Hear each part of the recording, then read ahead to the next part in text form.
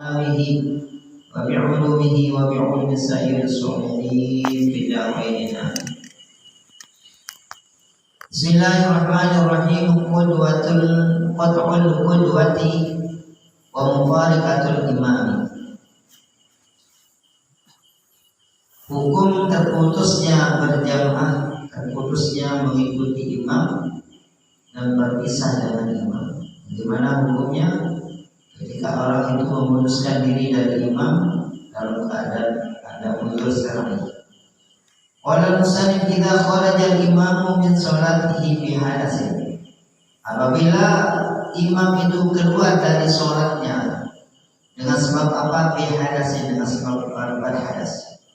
Au ghairihi, atau selain berhadas. Jadi imam itu bisa batal sholatnya tanpa sepengetahuan dia, adapun dengan sepengetahuan dia. Kalau tanpa sepengetahuan dia, misalnya kalau imam itu lagi sholat, kemudian dia tidak tahu bahwa di pakaiannya itu ada najis, seperti najis tai lalat, ada cicak misalnya, itu najis. Atau tai ayam, ada kotoran yang lain yang termasuk di mana najis mutawasita atau bukan laut. Ada mukhaffaf. Kalau najis mukhaffaf ada dua. Ada najis yang dimaafkan, ada yang tidak dimaafkan. Kalau dimaafkan itu cuma dipercikan saja. Kalau tidak dimaafkan maka harus disucikan. Apa yang dimaafkan? Seperti najis kencingnya anak kecil yang berumur di bawah 2 tahun tapi belum makan kecuali makan air susu ibu, minum air susu ibu. Kalau dia sudah makan 1 sendok nasi, maka itu sudah termasuk sama hukumnya dengan najis orang dewasa. Jadi kalau dia di bawah umur 2 tahun masih dia menyusui, masih hanya makan nasi saja, dan dia syaratnya laki-laki, maka kalau dia mengencingi pakaian kita, kain kita, baju kita gendong keluar kencingnya, maka itu hukumnya najis. Tapi najis yang dimaafkan dengan cara dipercikan air. Ya udah jelas basah. Anak kita kencingin baju kita, kemudian kita ambilkan air sedikit, kita siram begini, dipercik-percik kalau itu sudah suci. Adapun kalau anak kecil, jahiliyatun, yaitu anak kecil yang wanita, walaupun dia minum air susu ibunya selama 2 tahun, apalagi dia sudah makan nasi, dia hanya minum susu saja dan susu ASI, maka kalau dia kencing baru lahir, itu pun dia kencing di pakaian kita, maka harus dicuci sebagaimana kencingnya orang dewasa. Ini menjadi dalil bahwa kencing wanita itu keras. Keras dari apasnya, keras dari hukumnya, dan keras dari baunya. Paling. Gak enak. Sampai jangankan baunya, bedakan antara tempat WC wanita sama laki-laki. Itu kalau masuk kita bisa nggak tahan. Kemudian saya lihat juga di masjid saya di sana. Kalau tempat kencingnya wanita itu keramik bisa pecah. Saking kerasnya. Maka satu hukum demikian, lebih keras hukum wanita sama laki-laki, padahal sama-sama usianya sama-sama, lahirnya sama-sama, ataupun saudara kandung. Ya saudara kandung, satu ibu, satu bapak, dia lahir waktunya bareng, tapi jenis kelaminnya berbeda. Nyusunya juga bareng, gak pernah makan apa-apa selama 2 tahun. Kalau salah satu di antara keduanya kencing, laki sama wanita, maka ya dihukumkan kencing mutawasita. Mau apa sama seperti orang dewasa, itu ada kencing yang wanita. Laki-laki itu kencingnya dipakai cuma dipercik begitu aja, walau kita pakai sholat.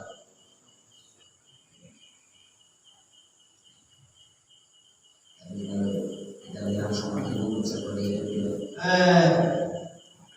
seperti yang nggak setuju. Tapi faktanya seperti itu. Jadi dia tidak tahu bahwa kencing dia pakai sholat, baju yang dia telah dikencingi oleh anak itu dia pakai sholat. Pas dia sholat begitu berakhir baru dia ingat bahwa celana saya, pakaian saya, sarung saya tadi sudah dikencing sama anak wanita saya. Maka hal ini sudah dia sholatnya tidak sah. Dia sudah hukumnya walaupun selesai sholatnya tapi sholatnya tidak sah.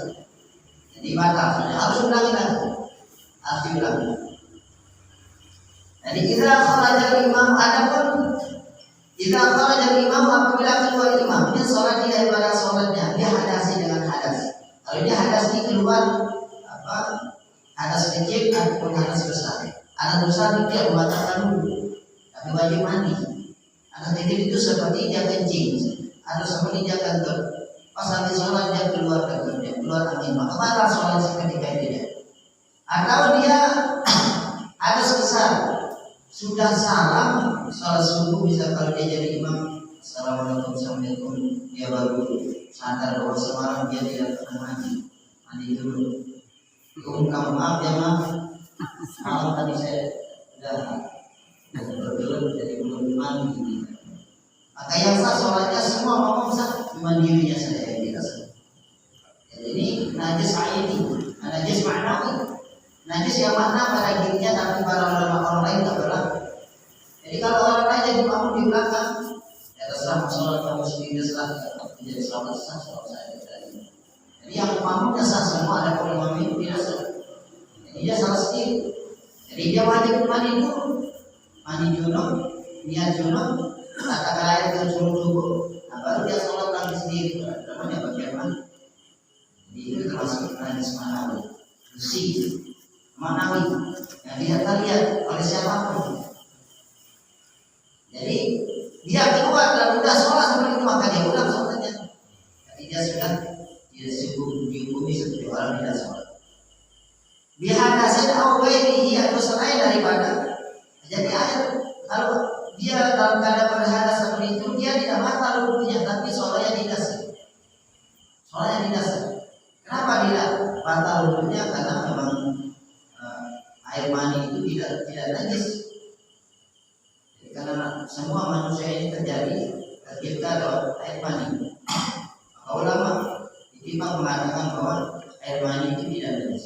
Jadi kalau ada air mani yang di bagian kita, kemudian semalam kita bermimpi, kemudian kita sholat, kita mandi dulu, kemudian kita sholat dan ada sisa-sisa air mani di bagian kita tahu habis sholat baru kita lihat bagian kita ternyata ada bekas air mani.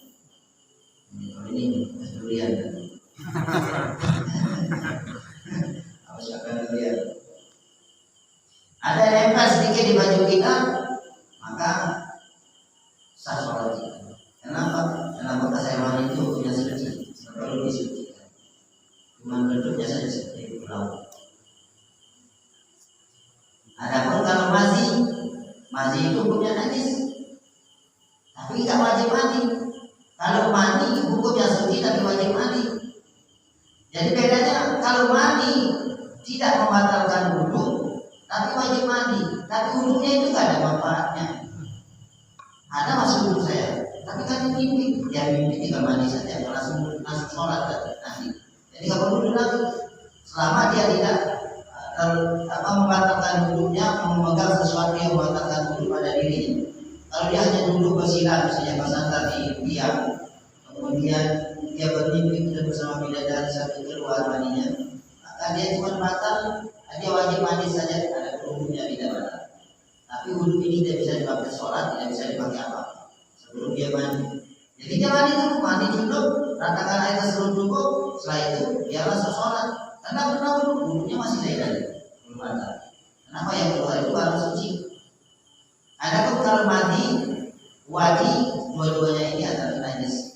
Kita wajib mandi tapi tidak sah sholat kita kalau bawa mandi dan wadi dipakai. Apa contohnya kalau mandi? Kalau mandi itu dan wadi dua-duanya mirip-mirip tapi dua-duanya najis. Kalau mandi dia akan keluar setelah badan intisar sahwati, setelah sahwatnya tidak tertahan tapi nggak keluar mandi. Misalnya kalau semalam dia pernah nonton yang tidak, kemudian dia tertahan nafsunya keras tapi tidak sampai keluar mandi. Dan keluarnya nanti keluarnya pas lagi kencing tertahan seperti bongkahan besar, begitu mengiringi kencing baru dia keluar. Ini mati. Adapun kalau wadi, dia akan keluar setelah kecapean, capek. Kemudian dia keluar juga mengiringi kencing, tapi itu lebih kental. Mandi itu lebih kental daripada wadi. Jadi keluarnya sama-sama najis, sama-sama dia tidak wajib, dia wajib mandi, tidak wajib mandi, tapi sama-sama dia wajib wudu. Dia wajib sendiri, soalnya tidak sah. Kalau mandi, dia cuma wajib mandi, tetapi dia soalnya sah, tidak soalnya tidak sah sebelum mandi. Makanya memang dipakai pakaian kita itu punya suci, semuanya pak. Bagaimana kalau orang itu misalnya semalam dia tidur, kemudian pagi-pagi dia lihat di pakaian dia ada seperti bentuk pulau Sumatera, berceceran di pakaiannya. Maka dia melihatnya memutuskan hukum yang ada di pakaian dia bagaimana hukumnya. Kalau dia memutuskan itu adalah mati atau wadi, maka dia cuma dia tidak wajib mandi, tapi pakainya tadi najis, dia wajib wudu. Adapun kalau mandi dia persangkanya dalam pakaian dia husnuzon, zonnya kemana? Kalau zonnya ke wadi maka wajib dia bersihkan pakaiannya, sucikan pakaiannya, dan dia wajib wudu. Tapi kalau dia zonnya kepada mandi, maka dia cuma wajib mandi saja. Wajib mandi. Tapi kalau sudah tidur ya wajib itu batal wudunya nggak berarti itu. Jadi itu termasuk najis yang orang itu sebabnya bisa batal sholatnya. In qata'at qudwatu bihi li zawali rabil waqti. Maka kalau imam itu keluar dari sholatnya dengan sebab hadas, maka kita yang jadi makmum yang qata'at qudwatu, maka terputus kita seharusnya jadi makmum. Kalau misalnya imamnya sudah batal wudunya, batal sholatnya dengan sebab batal wudu tadi, maka sang imam ini harus mengerti bahwa dia menyuruh salah seorang di antara makmum untuk maju sebagai penggantinya. Khalifah nanti dia menghindar, tidak keluar daripada posisi dia. Jangan bertahan. Dia bilang masalah sholat sudah betul soalnya kecil kalian oleh saya. Sholat berdosa pada dirinya. Dosa karena dia menjadi imam dalam keadaan dia tidak sah jadi imam, maka dia berdosa hukum. Walaupun orang nggak ada yang tahu kecuali dirinya saja. Jadi dia harus cepat-cepat minta pengganti daripada makmum di belakangnya. Maka ini sudah dibakar imam itu menjadi makmum yang sewajarnya, yang kira-kira imam salah, maka bisa menjadi penggantinya. Itu yang lebih utama daripada yang lain. Pas di belakang posisi imam. Jadi dia begitu batal langsung, saya sudah batal langsung dia diperhatikan. Sunnah menutup hidung ketika orang itu batal. Demikian juga makmum pas pertengahan misalnya, pas di shot paling depan, kemudian di tengah pas batal wudunya, maka dia posisinya di mana mau keluar bisa keluar kalau ada jalan. Kalau tak mau keluar maka duduk di posisinya. Jadi kalau tandanya dia batal wudu, maka kalau mau keluar maka duduk itu sunnah. Pas dia keluar maka duduk itu menunjukkan bahwa saya sudah batal wudu. Itu sunnah ketika orang berhadas itu menutup hidung. Sebab kalau sampai kita menutup hidung maka semua akan terfitnah kadang-kadang yang keluar dari dirinya sendiri. Dalam satu majelis bisa. Dalam satu majelis dia keluar dan keluar. Begitu keluar maka dia sadari bahwa saya salah. Maka langsung dia hidung masuk akun, dia langsung dia keluar. Enggak boleh dia bertahan di tempat satu majelis. Kenapa? Karena kalau dia bertahan di satu majelis, maka semua orang akan dicurigai oleh jemaah yang lain. Dan 10 orang duduk, dia sendiri yang kerja. Kadang dia dari dirinya sendiri. Maka untuk menghargai orang lain, maka dia harus nyatakan dirinya sebagai dalam bentuk itu. Jangan dia berdiam diri di depan itu. Jadi dia harus keluar, kemudian kasih tahu diri orang lain bahwa dia sudah batal. Kalau sampai nggak keluar, jangan di tempat dia semua akan bau, saling curiga. Ini yang kanan juga mengatakan kayaknya sama. semua. Sampai pernah kita dengar itu bisa menjadi aib. Pernah kita dengar Hatim As-Samm, beliau itu seorang ulama besar pada zaman Salafus Saleh. Dia seorang penjual baju. Kemudian dia masuk. Ketika dia di pasar menjual baju, ada seorang wanita gadis bersama satu orang datang ke beliau untuk membeli baju. Maka begitu sang cewek wanita ini memilih baju, ternyata dia agak sadar bahwa keluarga itu saking malunya dia nggak bisa berkata apa-apa. Akhirnya Hatim Al-Asam ini mengatakan bahwa wanita ini malu, maka dia mau menyembunyikan daripada kemaluan wanita ini. Rasa malunya dia mau disembunyikan, maka dia sampai mengorbankan harga diri dia. Hatim Al-Asam. Karena dengan dia mengatakan, Pak Tua berapa harganya ini? Berapa? Apa? Sampai berapa kali? Apa besar? Alhamdulillah. Mulia dengan dosa saya tadi. Yang semuanya itu beliau terkenal oleh semua masyarakat Hatim Al-Asam, Hatim yang jujur. Sampai mati beliau terkenal seperti itu. Itu gara-gara hanya untuk menyelamatkan, untuk menjaga harkat martabat orang. Tidak seperti kita pas orang gendut langsung bilang orang itu kan. Itu langsung aib masyarakat orang itu terbuka dengan itu. Maka itu sebabnya ketika Rasulullah SAW bersama para sahabat yang lain duduk bersama di satu majelis, kemudian dinyambut dengan daging unta dipanggang, kemudian para sahabat itu kumpul semua makan semua. Ada salah seorang sahabat yang kentut keluar anginnya, maka semua para sahabat itu merasa baunya, dihirup baunya. Maka ketika mau sholat, Rasulullah mengatakan, siapa yang makan daging tadi maka wajib duduk. Maka semua yang ada di sana semua itu makan daging. Bagaimana? Maka semua sahabat yang mau sholat, yang ikut di masjid maka semua duduk. Nah, ini menjadi dalil Imam Ahnaf bahwa siapa makan daging unta itu wajib duduk dalam mulutnya batal. Diambil dari hadisnya. Tapi asbab usulnya itu untuk menjaga harga martabat orang supaya tidak malu. Maka Rasul mengatakan siapa yang telah makan daging unta tadi maka hendaknya duduk. Kalau sampai Rasul menanyakan siapa yang terjadi, maka masyarakat sahabat akan malu. Begitu bijaknya Rasul sehingga beliau mengatakan siapa yang telah makan daging unta maka hendaknya duduk. Maka semua di masjid itu makan daging unta semua. Kita sebut hadis Imam Bukhari, hadis Sahih.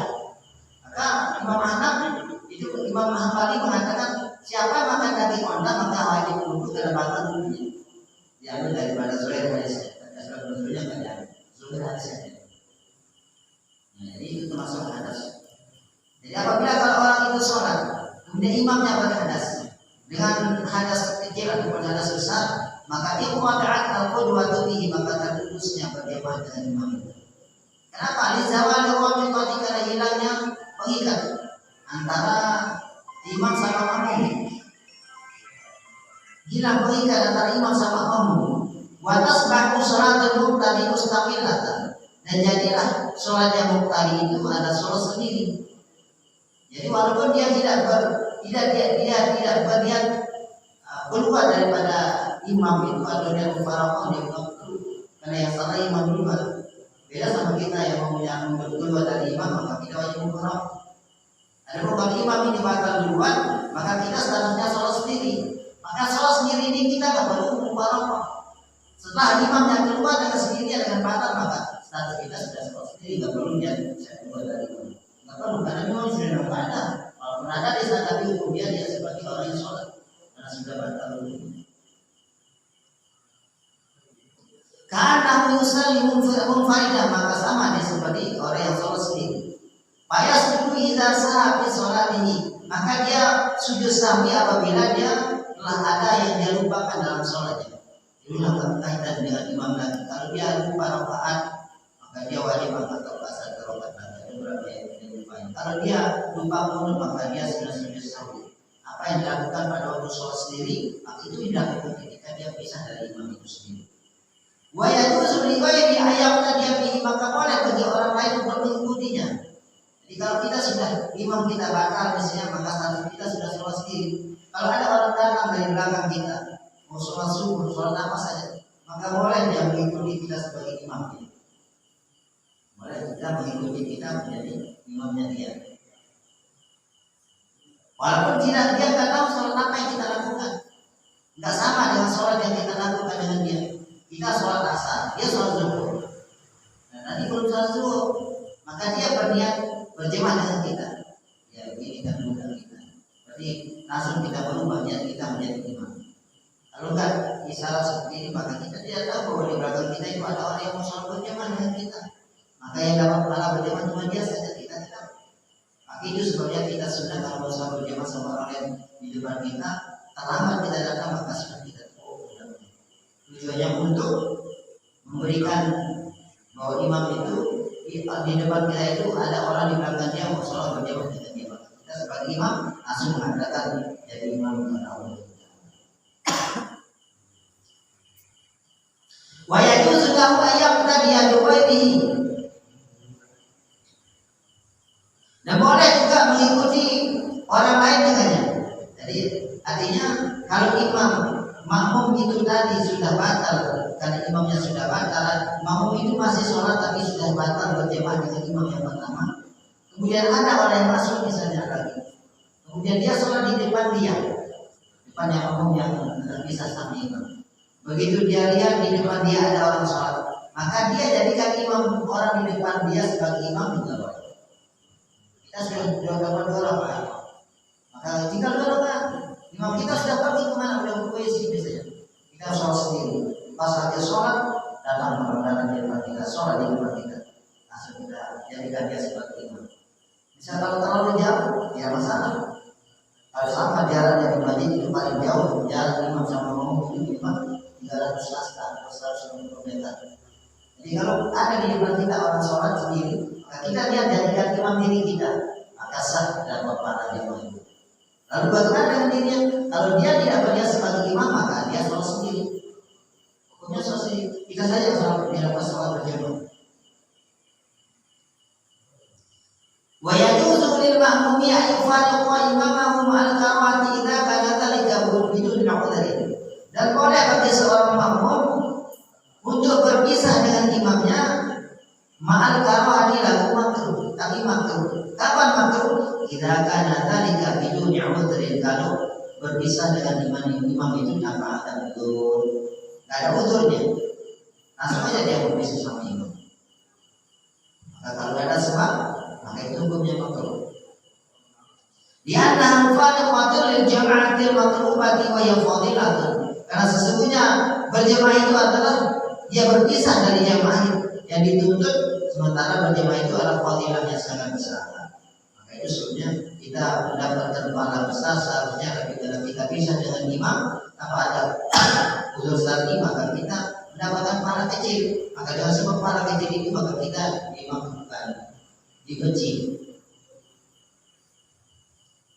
Maka adalah tarkuha baik faraqahu li'udhrin pada karahata. Maka jika dia berpisah dengan imam li'udhrin dengan sebab udzur pada karahata, maka tidak makruh. Apa yang menyebabkan dia udzur pisah dengan imam? Kalau imamnya enggak baca kunut, itu udzur. Atau kalau imamnya enggak baca tahiyat awal, maka itu udzur. Dia boleh pisah sama imam. Jadi kalau dia imamnya misalnya lagi berjamaah, kemudian baru dapat 2 rakaat, langsung dia naik ke rakaat yang ketiga. Dan imam makmum di belakangnya mengatakan subhanallah, tapi dia sudah berdiri tegak, maka imam ini enggak boleh turun lagi. Dia harus tetap batal sholat imam kalau dia turun gara-gara tasbihnya makmum di belakangnya. Sudah tegak misalnya, subhanallah. Begitu dia lihat, orang tahiyat, dia duduk. Padahal duduknya ini benar, karena makmumnya seharusnya tidak berdiri. Tapi kalau dia duduk untuk mendapatkan kebenaran, justru di sana dia salah. Salahnya di mana? Batal sholatnya. Kenapa bisa batal? Karena sudah dapat rukun, mau mengejar sunnah. Berdiri ini dalam rukun rakaat ketiga. Sekarang duduk ini tahiyat ini sunnah hukumnya. Baca tahiyat itu adalah sunnah. Apakah kalau ditinggal dengan sengaja sah sholat tidak ada sunnah sendiri. Sengaja bukan sengaja. Sama dengan gubernur. Jadi nggak boleh imam itu sudah berdiri tegak, imam mengatakan subhanallah dia langsung turun lagi. Nggak boleh, batal salat imam. Kalau misalnya imam ini turun, kemudian makmum di belakang tahu bahwa imam ini sudah batal, maka dia sebagai solusi dia wajib dia mufarraq. Wajib dia mufarraq. Beda sama imam yang batal tadi. Kalau imam yang batal tadi dia sholat betul tadi, imam yang keluar maka dia tidak wajib mufarraq. Adapun kalau imam yang ini dia sendiri mengatakan tidak batal sholat dia, tapi hukumnya batal. Pas makmum tahu bahwa imamnya ini batal sholatnya, maka dia wajib mufarraq. Kalau enggak dia mufarraq, dia tetap ikut imam, maka makmum sholat batal sholatnya. Kalau sudah tahu sholatnya imam itu salah, maka dia wajib dengan mufarraq, bisa sama imam. Kalau dia ikuti, maka ikuti gerakan pertama itu sudah batal sholat. Contoh pada tayat akhir, kalau tayat akhir sudah dapat 4 rakaat imamnya seharusnya, tapi dia naik ke rakaat kelima. Dia naik ke rakaat kelima. Makmum tahu bahwa imam itu adalah rakaat kelima.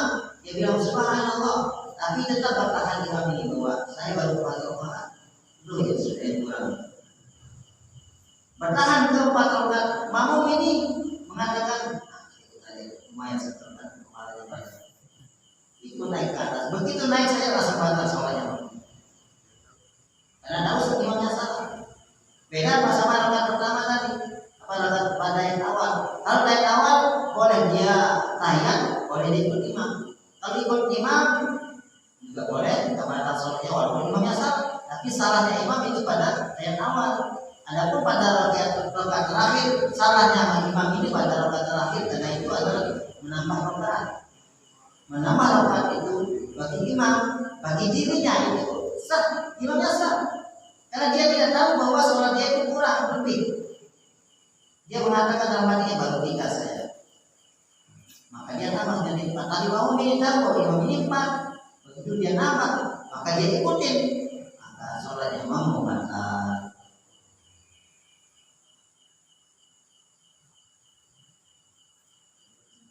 Lima wajah bi'an Abdullah radhiyallahu anhu anna Mu'adz shalla bi ashabihi al-isya fa tawwala alaihim fa sarafa rajulun ansari sahibun nadhi wa nakhil.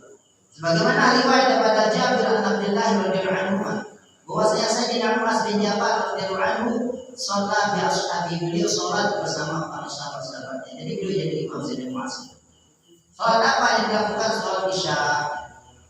Fatawal alaihi, kemudian Sayyidina Mu'adz memperpanjang sholatnya.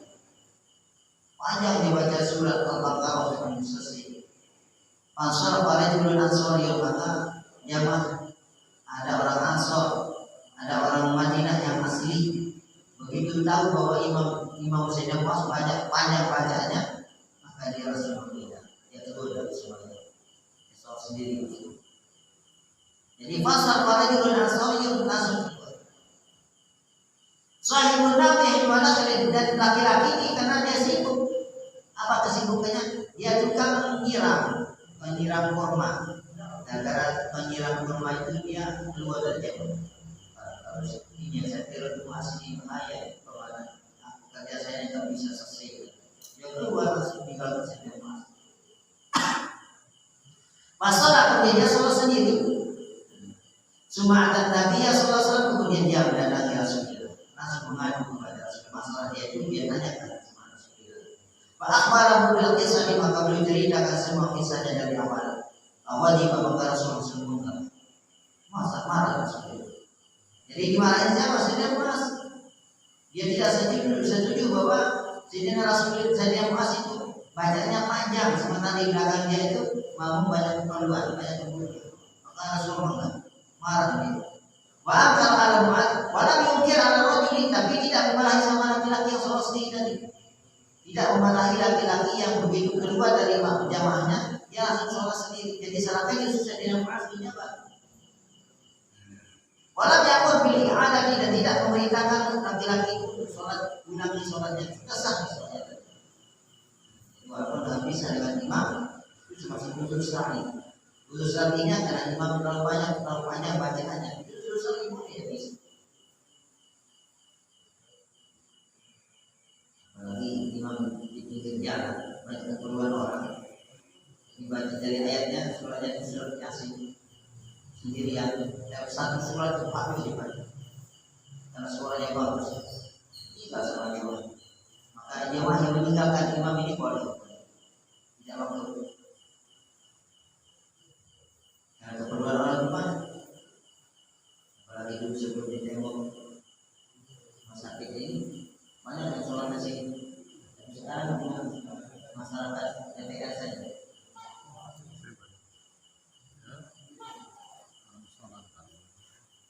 Banyak yang punya PTR itu dibuka memang kita sama banyak kan.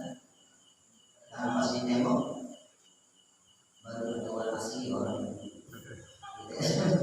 Istiqomahnya seperti itu.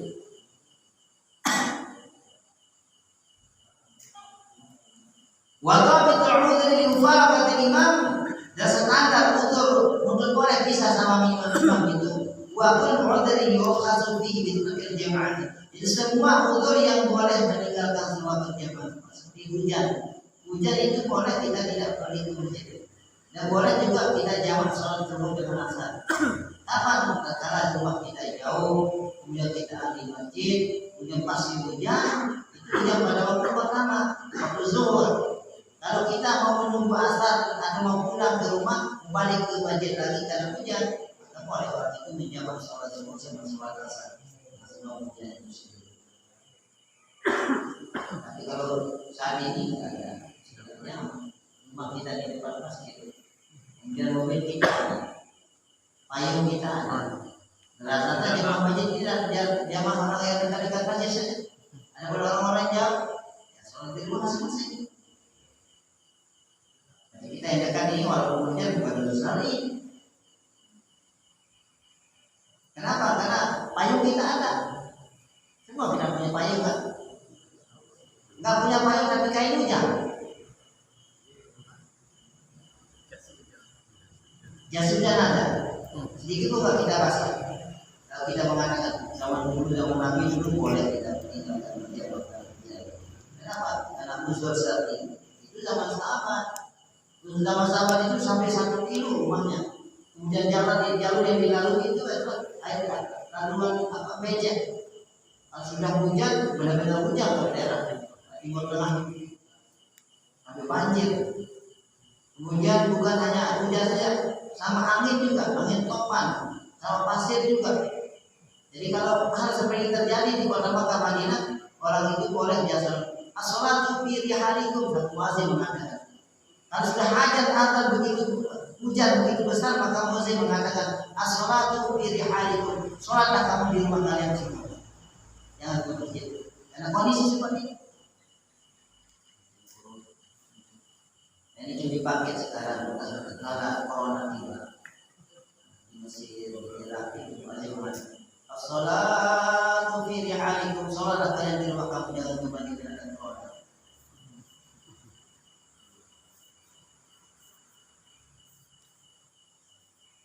Kama sabaqa wa yulhaqu bihi tatwilul imam idza kana al-amru la yasbiqu ala tawil li hukmi. Kapan itu boleh untuk dikatakan udzur?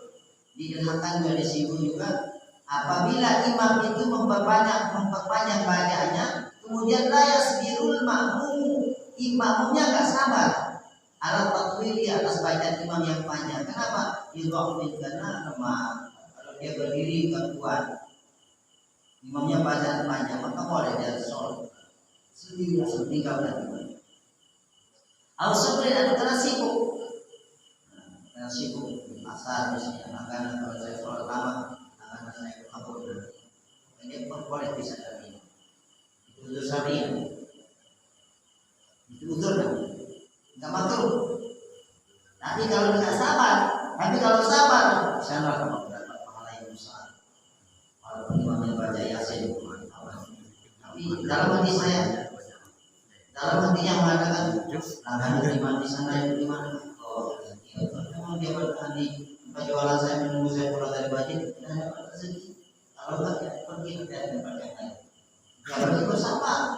Tapi kalau nggak sabar, imamnya bacaannya panjang, dia nggak sabar, sama dia nggak bisa sabar. Itu termasuk uzur. Dimaja fikih satu Mu'adz di riwayat Sahihain. Bagaimana terhadap dalam kisah Sayyidina Mu'adz dalam riwayat Imam Bukhari dan Muslim. Antara jula kepala bahwasanya seorang laki-laki berkata kepada Rasulullah, ya Rasulullah, hai Rasulullah, inna Mu'adzan ibtadaha suratan Baqarati. Seorang laki-laki bertanya kepada Rasulullah, ya Rasulullah, sesungguhnya Sayyidina Mu'adz beliau membaca surat Al-Baqarah. Al-Baqarah itu hampir 3 juz. Wa nahnu ashabun nawaqih, sementara kami adalah orang yang memiliki kesibukan, orang yang suka mengairi tanaman kurma. Pekerjaan mereka itu kalau malam mengairi kurma, kalau nggak diairi seperti itu mati kurmanya. Maka itu tugas mereka, pekerjaan mereka setiap hari. Makanya kalau kau masjid, tapi walaupun sibuk seperti itu, ya sempatkan diri naik ke masjid. Tapi kalau imamnya panjang, maka dia sempatkan pergi ke pekerjaan. Dia tinggalkan imam itu. Nah, dasarnya ada dalil itu. Wana manu bi'aidina, sementara kami kerja dengan tangan-tangan kami. Pada akhir maka kami tinggalkan wasolat itu kami sholat sendiri. Dari Imam Bukhari jadi kuat. Wa mi'u dalil mufaraqatil imam, sengaja daripada untuk boleh meninggalkan imam itu. Ayat suka sunatan maksudatan kata sabidil awali. Bahwa imam itu meninggalkan sunnah maksudah atau sunnah abad. Dia tinggalkan seperti kata Syaubil Awali sebagai ayat pertama, dia nggak ayat awal. Maka imam ini dia bisa sama imam karena membaca tahiyat. Imamnya nggak baca tahiyat, dia membaca tahiyat, maka dia wajib dia mufaraqah kalau bisa sama imam. Kalau nggak dia mufaraqah, kemudian dia tetap bertahan baca tahiyat, dia nggak dia mufaraqah sampai ditinggal sama imam, maka sholatnya imam ini batal. Kalau dia benar. Dari mana benarnya? Benar dia baca tahiyat sesuai dengan rakaatnya. Tapi dia mau punya mufaraqah dan terpisah gerakan sama imam terlalu jauh, maka bacaan sholatnya imam batal. Wal qunut fil fajr, dan qunut di sholat fajar. Jadi kalau di Mekah Madinah itu kan ada qunut imamnya. Kita yang mazhab Imam Syafi'i kalau mau qunut dia baca waktu sebentar saja, bahasanya panjang. Jadi ada imam yang bagi kalau pas sholat subuh rakaat terakhir, dia agak lama menunggu untuk kasih kesempatan kepada makmum yang baru masuk Imam Syafi'i. Ya agak lama. Kita sholat kunut. Nah kunut yang kita baca nggak perlu sampai akhir. Allahumma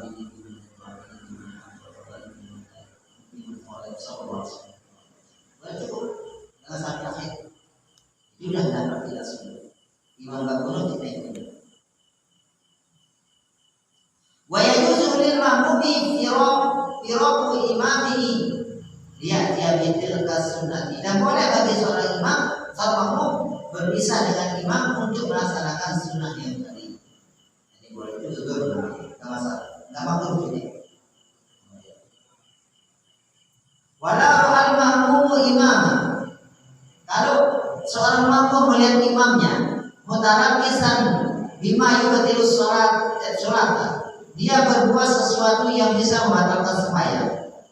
Mutarabisan bisa bimana perbuatannya, bisa bimana ain yang ada di pakaian dia, maka sholatnya.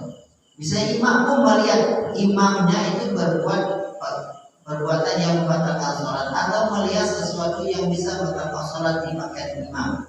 Makmum ini walau tak yakin imam sekalipun imamnya tidak tahu bahwa itu adalah najis dan najis itu batalkan sholatnya, tapi makmumnya lihat, imam nggak tahu di pakaian itu ada najis. Jadi kalau ada saubihi najasa seperti makmum melihat di pakaian imam ada najis, baik makmumin anhas yang tidak dimaafkan, ada najis yang tidak dimaafkan, ada yang dimaafkan. Kalau yang dimaafkan itu seperti kita tetap matikan pukul nyamuk di pakaian kita. Tidak keluar darahnya, tapi kalau sampai mengalir, maka itu najis, tetap najis, tapi najis ma'fu'an, dimaafkan. Boleh kita langsung sholat.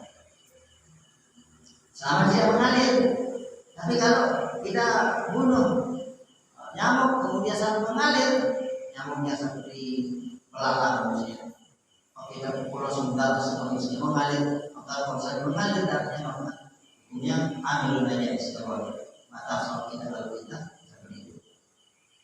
Kalau ala sabihi najasatan, awroha fahu taharofa, atau makmum ini melihat sepatunya imam robek. Khof namanya, bukan sepatu yang biasa kita pakai di sekolah. Khof itu sebenarnya kulit yang dibuat dari kulit yang bisa dipakai jalan pas musim dingin. Jadi kalau musim dingin orang itu boleh pakai khof, tujuannya apa? Supaya rasa dingin tidak menyengat ke tubuh dia. Nanti kalau pas wudhu, maka dia usap saja di atasnya. Nggak boleh, jangan dibuka sepatunya, cuma diusap. Setelah wudhu sempurna, kakinya di atas usap. Dengan syarat khofnya belum robek. Jadi pengusapannya itu selama sehari semalam. Jadi selama sehari semalam maka betul semua caranya wudhu. Jangan sampai buka sepatu atau khof tadi itu baru sama tidak robek. Sekarang dia jadi imam yang pakai khof ini. Pas baru saya dia mau sujud, mau terangkat dari sujudnya, mau duduk ya tahiyat, mau duduk tiros, kemudian lihat kaki imam itu sepatunya robek. Nah, kalau sudah seperti itu maka imam ini batal sholatnya. Makmum ini langsungnya mufarraqah. Kalau enggak dia mufarraqah, makmum ini di saat dia melihat kaki imam ini robek sepatunya, dia ikutin saja. Sampai gerakan salat imam, maka sholat imamnya, sholat makmumnya tidak dulu yang tersebut.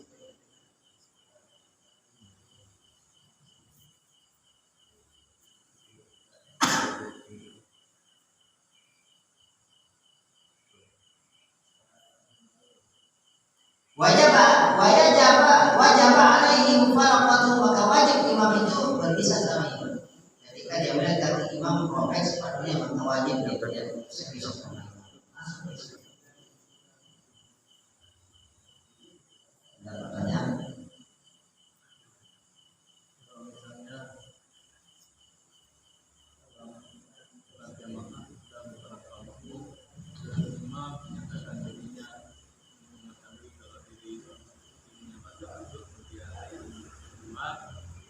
Ada yang maju salah satu makmum itu tidak ada yang diragukan, maka itu wajib kalau semua yang imamnya batal. Imamnya batal, kemudian kedua ke samping, kemudian Gak ada yang menggantikan. Itu tidak ada yang maju. Kalau batal wudhu imam, kemudian dia langsung keluar, kemudian nggak ada yang menggantinya, maka walaupun nggak ada yang mufaraqah, status dia tetap sebagai orang yang sholat sendiri. Nggak perlu dia mufaraqah. Sebab imamnya sudah keluar. Beda sama yang tadi. Tahu imamnya sudah batal sholatnya, tapi imam nggak tahu batal sholat dia. Yang tahu cuma makmum saja. Pas dia lihat bahwa di pakaian imam itu ada tai ayam, maka dia mufaraqah langsung. Kenapa kali ini mufaraqah? Imamnya masih berdiri di depan dia, dan dia masih mengaku dia sebagai imam, tapi statusnya jadi imam itu tidak sah sholatnya. Beda sama yang ini tadi. Kalau ini tadi dia keluar dari sempat masjid, dari tempat pengimaman, nggak ada penggantinya. Maka kita yang mau itu sebagai sholat sendiri, nggak perlu dia mufaraqah. Ya, tadi yang ada yang najis dan imam, ya hanya satu makmum yang mengetahui kalau imam itu ada najis, sedangkan yang lain tidak dia tahu. Maka makmum wajib kasih tahu yang lain. Kalau yang najis, batal nggak boleh buat dia. Sholatnya batal. Beda sama najis manawi. Najis manawi itu najis yang seperti tidak pernah junub. Yang tahu cuma dirinya saja, nggak bisa dilihat oleh jemaah yang lain. Kalau nggak cerita imam ini sama jemaah yang lain, maka nggak tahu jemaahnya nggak ada yang tahu. Jadi imam di belakang ini wajib cerita sama jemaah yang lain. Kalau nggak dia cerita, maka berdosa ya dia. Kenapa? Karena status imam itu tidak sadari. Dibatalkan dulu sholat. Walaupun nggak, memberitahukan orang lain batal. Imam Atau setelah selesai sholat ulang. nanti ulang. untuk memberikan Baca subhanallah. Masih subhanallah. Kadang nanti kalau subhanallah tidak paham nanti karena kita melihat najis di pakaian imam itu. Kalau kita bilang subhanallah kadang-kadang juga tidak paham. Kadang-kadang dia nanti pikirannya kesalahan.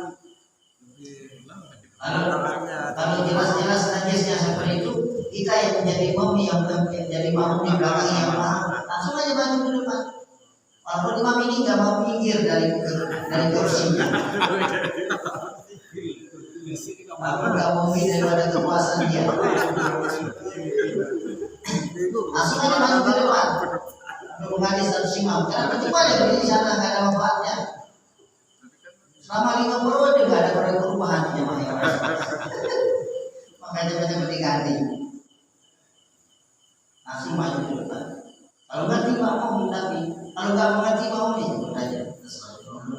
Ikut saya mau lanjutnya saya ikutin teman-teman saya sendiri patah soalnya.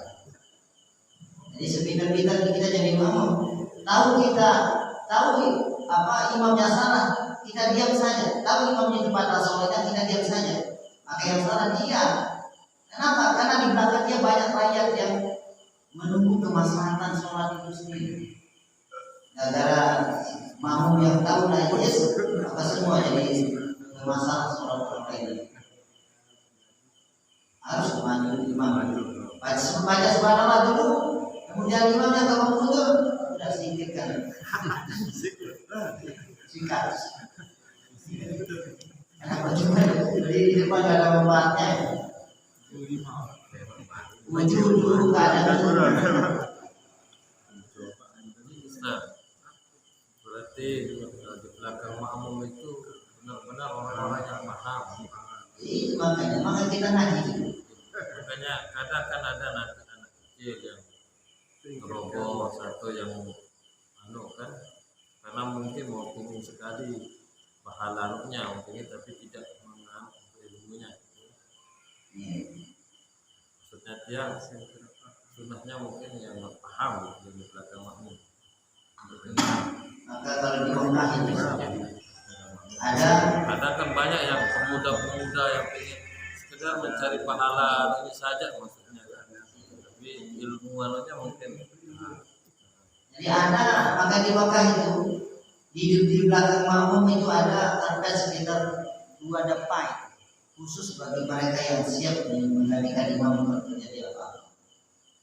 Dua nggak boleh di depan orang lain, khusus bagi mereka. Para orang ulama di belakang nggak boleh ngapain. Pilihan itu untuk mempersiapkan kalau sampai terjadi apa-apa, kalau sampai misalnya imamnya terbunuh, dicekek, terjadi imam sudah pernah mau dibacok ya. Kalau sampai terjadi seperti itu ngomong nggak boleh mengatakan soalnya dia langsung maju menggantikan status imam seharusnya. Tapi nggak bisa langsung diopi ribut kalau sampai terjadi seperti itu semuanya.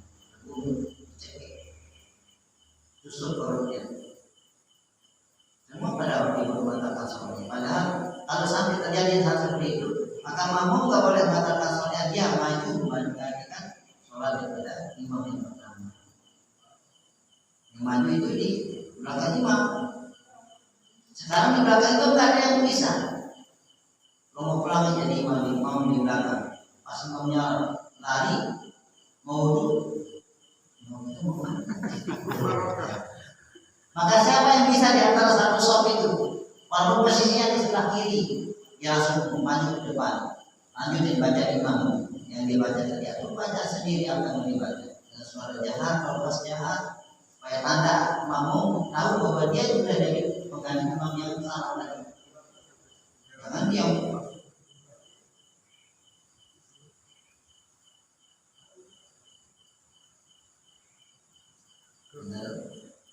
Terus kalau di Mekah tadi Masjid Al-Haram kan dia keliling makmumnya posisi imam kan di dalam Ka'bah si imam mana yang mengganti nanti yang ada mana Boleh di depan imam, boleh di belakang imam. Karena jihadnya semua jihad kalau di bawahnya. Mau ada selatan, utara, misalnya sekarang Ini kapal menghadap ke timur. Oh, ini pintu kamar sebelah sini. Sebelah sini pintu kamar sebelah timur. Posisi imam itu di sebelah sini, pas di depan makam Ibrahim. Nah, pas imam ini salah, maka nanti jika ada yang mengganti, maka boleh diganti sama yang di sebelah sini. Dia maju. Di sini juga nggak ada yang maju, maka boleh yang diganti sebelah sini. Di sini juga nggak ada, di sini mana-mana. Cuma jihad. Boleh mengganti imam yang salah di depan.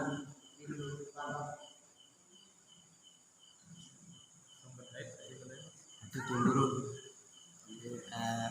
ketika seorang bermimpi terus keluar mandi, nah itu kan tidak membatalkan wudhu, tapi ketika dia mandi dia gosok-gosok semua anggota badannya terus kena misalnya apa kan kemaluan terus ini, apakah itu tidak membatalkan wudhu?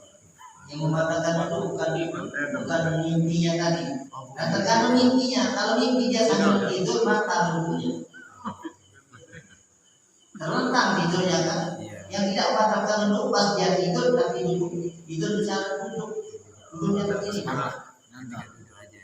Biasa kalau lagi ngaji kan sebelum mulai pengajian cepat dia berangkat ke masjid, tapi pas sampai masjid cari diam.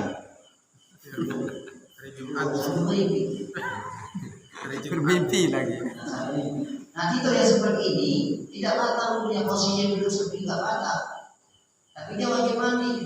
Tapi kalau tidurnya terlentang dari rumah ke masjid datang cepat-cepat bawa bantal lagi, tidur di belakang sampai korok terus berhenti dengan bidadari keluar mandinya. Yang batalkan wudhunya bukan mandinya, bukan keluar mandinya, bukan, tapi tidurnya itu dulu.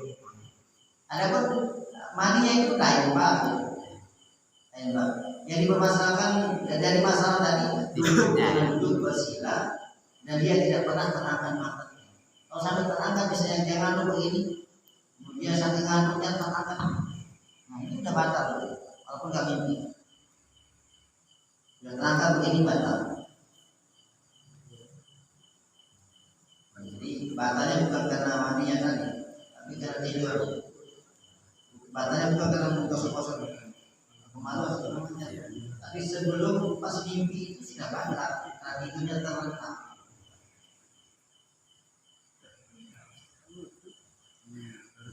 Adab-adab kentut mungkin guru jarang dibahas ini. Karena sering kita main-main sama ini, sama teman. Bagaimana saatnya kalau kita mau kentut gitu. Ada kentut sebelum kentut. Jangan makan Barokah gitu ya. Yang cepat membatalkan wudhu. Dan jangan makan sesuatu yang berbau busuk. Masuk sebagaimana Sayyidina Umar mengatakan, siapa yang memakan bawang maka jangan masuk ke masjid. Kenapa bawang itu menjadi gambaran? Karena baunya itu panas. Maka sebelum naik ke masjid sih ganti dulu. Kalau nggak ada sedikit disimak.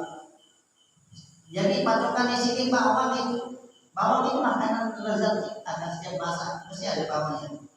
Kalau dikiaskan ke perkara yang lain seperti rokok, itu lebih atau lebih bawang seharusnya lebih tinggi baunya, Yang seharusnya kalau orang itu ngerokok, bau rokoknya masih ketinggalan, justru dia lebih dulu jangan membaca justru di masjid. Rokoknya di masjid.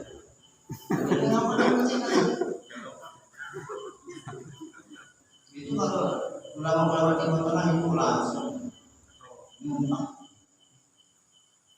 Marwahnya siapin tempat pengondok. Jangan siapin kalau merokok di luar. Masjid kan kata Rasulullah, al-malaikatu yakrahu ma yakrahun nas. Malaikat itu membenci sesuatu yang dibenci oleh manusia. Kalau misalnya kentut itu bau, maka malaikat membenci sama orang itu. Benci apa yang dibenci oleh manusia, maka malaikat membenci. Maka itu sudah tidak ada sunat buang kemunya wangi. Kalau misalnya tahu kondisi perut kita pas makan rolang botol, maka sering akan keluar jangan botol itu persiapan kentut. menyiapkan diri. Ada kentut. Ada kentut. Ini illegal. Kalau bisa ditahan ditahan, nanti dilepas pas lagi seperti orang. Ini kadang-kadang dijadikan permainan. Pas banyak orang dipaksa keluar. Besar-besaran. Kalau di Jawa juga nggak masalah ya.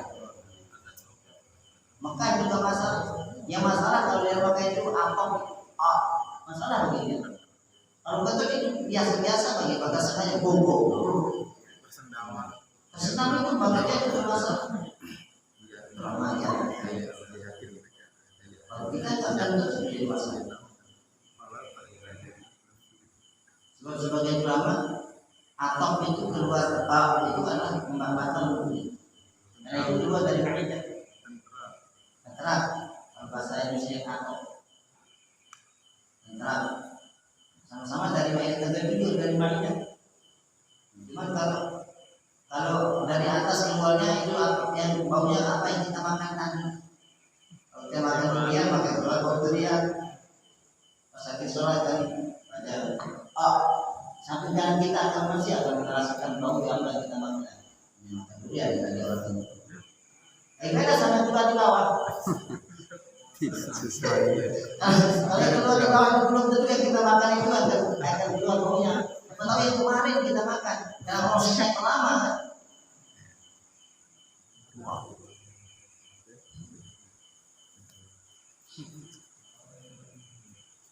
Ada lagi?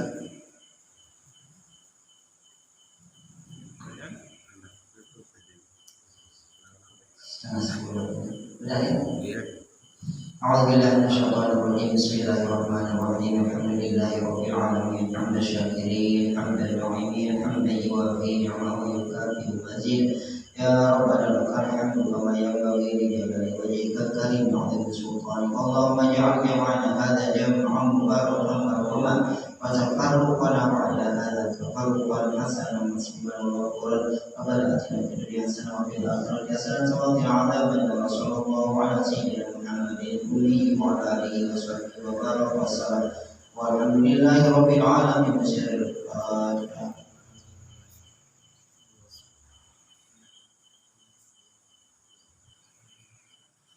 Subhanallah wa bihamdihi asyhadu an la ilaha illa anta astaghfiruka wa atubu ilaik. Assalamualaikum warahmatullahi wabarakatuh.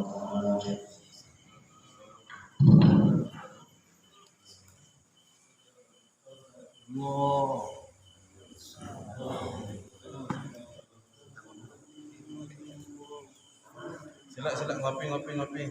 Jahe.